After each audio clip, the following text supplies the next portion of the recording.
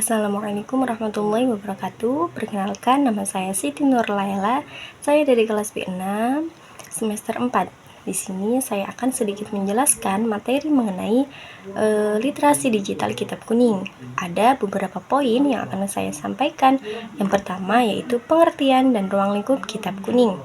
Kitab kuning ini merupakan istilah yang merujuk pada literatur klasik Islam yang ditulis dalam bahasa Arab tanpa harokat atau bisa disebut juga dengan gundul atau kitab gundul. Kemudian digunakan sebagai rujukan utama dalam kajian keislaman di pesantren.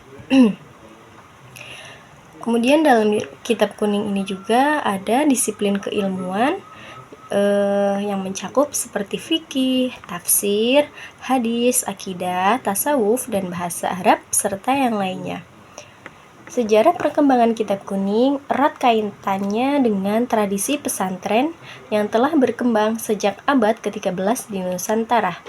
Pesantren menjadi lembaga pendidikan Islam yang menjaga keberlanjutan studi kitab kuning melalui metode pengajaran seperti sorogan dan bandongan. Kemudian, ciri-ciri kitab kuning atau kitab klasik ini di antaranya yang pertama yaitu kitab-kitabnya berbahasa Arab. Yang kedua, umumnya tidak memakai syakal. Yang ketiga, berisi keilmuan yang sangat berbobot. Kemudian yang keempat, metode tulisannya dianggap kuno dan relevansi dengan ilmu kontemporer, kerap kali tampak menipis. Yang kelima, lazimnya dikaji dan dipelajari di pondok-pondok pesantren. Yang keenam, banyak di antara kitabnya berwarna kuning. Kemudian, isi dari kitab kuning ini hampir selalu terdiri dari dua komponen.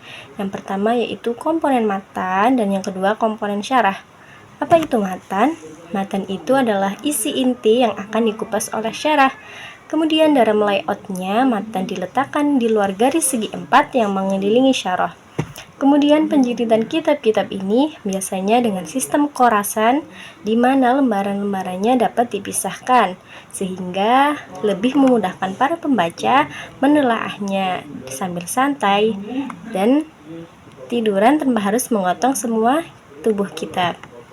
Kemudian komponen pembelajaran kitab kuning bisa dilihat dari dua cara. Yang pertama, dilihat dari kandungan maknanya.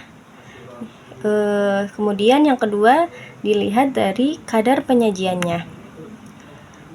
Selain itu ada juga indikator-indikator yang harus diketahui oleh seorang pengajar ataupun murid. Yang pertama, ketepatan membaca, yang kedua, ketepatan memahami isi, dan yang ketiga, dapat mengungkapkan isi bacaan.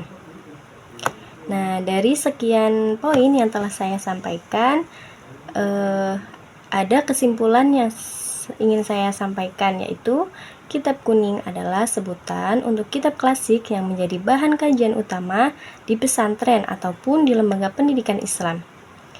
Umumnya berbahasa Arab, tanpa harokat atau kitab gundul, dan berisi berbagai disiplin ilmu fikih seperti akidah, tasawuf, tafsir, dan hadis. Kemudian struktur kitab kuning ini juga terdiri dari matan dan syarah. Mungkin hanya itu yang bisa saya sampaikan, kurang lebihnya saya mohon maaf. Billahi taufiq wal hidayah. Wassalamualaikum warahmatullahi wabarakatuh.